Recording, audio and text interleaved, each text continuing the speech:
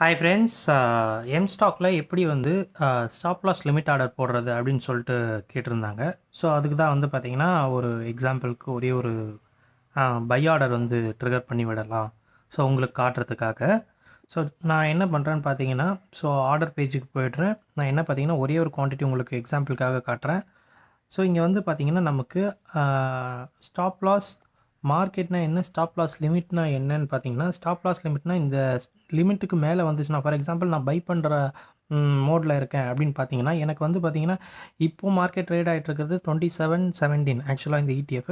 நான் வந்து பார்த்தீங்கன்னா, இந்த ஸ்டாக் வந்து ஒரு ரேஞ்சுக்கு மேலே போச்சுன்னா நான் வாங்குற மாதிரி ட்ரிகர் பண்ணுறேன். ஃபார் எக்ஸாம்பிள் வந்து பார்த்தீங்கன்னா, பிரேக் அவுட் ஸ்ட்ராட்டஜி படி நான் வந்து பார்த்தீங்கன்னா 28.30 காசுக்கு மேலே வந்தால் நான் இங்கே வந்து பார்த்தீங்கன்னா ட்ரிகர் ப்ரைஸ் போடுறேன். 28.32 காசுக்கு வந்தால் எனக்கு இந்த ஒரு குவான்டிட்டி பை பண்ணுற மாதிரி நான் செட் பண்ணிட்டேன். ஓகேங்களா? இதை நீங்கள் ஜஸ்ட் வந்து பார்த்தீங்கன்னா ஒரு ஆர்டர் மட்டும் கிளிக் பண்ணால் போதும்.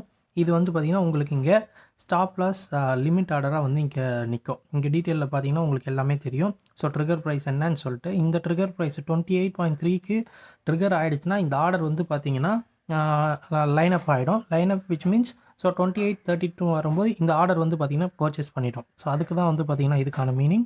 அண்ட் சேம் த வே வந்து பார்த்திங்கன்னா நேற்று இந்த எம்ஸ்டாக்லேருந்து பார்த்திங்கன்னா ஒரு அருமையான ஒரு அப்டேட் கொடுத்துருந்தாங்க. என்னென்னு பார்த்தீங்கன்னா ஜிடிடி ஆர்டர் இதுலேயுமே வந்திருக்கு. இதுக்கு முன்னாடி வந்து பார்த்திங்கன்னா மற்ற எல்லா டிஸ்கவுண்ட் ப்ரோக்கர்லேயும் இருந்தது. இப்போ இவங்களும் வந்து பார்த்திங்கன்னா இவங்க சைடில் கொடுத்துருக்காங்க. ரொம்ப அருமையான விஷயம்.